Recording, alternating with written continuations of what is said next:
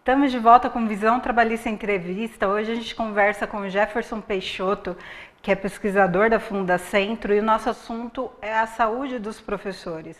Saúde que certamente é afetada por um conjunto de fatores que a gente já abordou no primeiro bloco, e as condições ambientais dentro de uma escola, mas também fora da escola, certamente elas influenciam nessa condição de saúde. Uma das pressões que o professor com certeza está enfrentando e vai se identificar é a questão da terceirização ou da precarização que vem com a reforma trabalhista. E eu queria entender um pouco mais ou conversar com o Jefferson sobre o que você consegue perceber dessas mudanças que a gente tem em relação à reforma trabalhista, como que isso vai agravar, vai impactar na saúde dos professores. A gente sabe, por exemplo, que é uma reforma que incentiva a terceirização, né? No ensino privado, em que o sistema já é diferente. Como que isso vai responder lá para a condição de trabalho, para a condição de vida, para o bem-estar desse professor? Olha, boa pergunta. A gente percebe que, né, um tempo muito ruim está pela frente, com relação aos professores também. Todas as categorias, como você colocou, mas com relação aos professores é assim. Na verdade, fazer uma divisão entre dois grupos, né? A grande maioria dos professores que estão hoje trabalhando como funcionários públicos, funcionários do Estado, né, que passaram no concurso, enfim, que estão aí no sistema público de ensino e, como você disse também, o sistema privado. Vai impactar de maneiras diferentes, mas em ambas situações, de acordo com a minha visão e de muitos especialistas que têm dito aí, vai impactar de maneira muito negativa ambos, né? Por exemplo, eu acabo de vir de um trabalho de campo com professores e assim, escolas públicas, e o que eu ouvi de professores dizendo, olha, eu vou me aposentar, se essa reforma da Previdência, por exemplo, for aprovada, eu vou me aposentar. Com relação à reforma trabalhista, a vida de quem é funcionário do Estado, de certa forma está um pouco mais, né, a vida funcional está um pouco mais preservada neste momento, porque o que a gente percebe são ameaças realmente de privatização, né? A gente está vendo vários setores já sendo privatizados, a saúde passou por isso recentemente, né? Os planos de saúde hoje estão aí, enfim, e o sistema público de saúde caindo um pouco realmente numa situação de precariedade muito grande. Há temores de que isso também acabe indo para a educação, porque obviamente isso está beneficiando alguém, isso vai beneficiar grandes corporações. Do ponto de vista dos professores que estão trabalhando em escolas particulares, e na verdade é o mesmo professor, né? Às vezes o professor está lá, tem uma jornada na escola pública, de manhã, por exemplo, e à tarde ou à noite ele vai trabalhar numa escola particular ou vice-versa, porque ele precisa complementar a renda. Essa é uma das questões.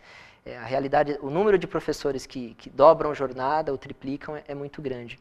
Para eles, é uma situação muito semelhante a tudo que a gente tem visto aí ser comentado de negativo que vai acontecer com os outros trabalhadores, né? Esse ponto, por exemplo, de liberar, né, o acordado sobre o legislado. Então, é a mesma situação. O professor ele tinha ainda uma proteção da lei, ele sabia que, por exemplo, o diretor da escola, o dono da escola, não ia poder cobrar certas coisas dele, porque ele teria ali um amparo legal.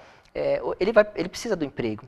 Então, hoje, muitas situações a que o professor não era submetido, ele vai correr o risco agora de ser submetido, porque quando entra nessa lógica, né, de negociar com o seu próprio patrão, nós sabemos que... Condições desiguais. São condições desiguais, né? É como um ser humano está tentando negociar com um dinossauro.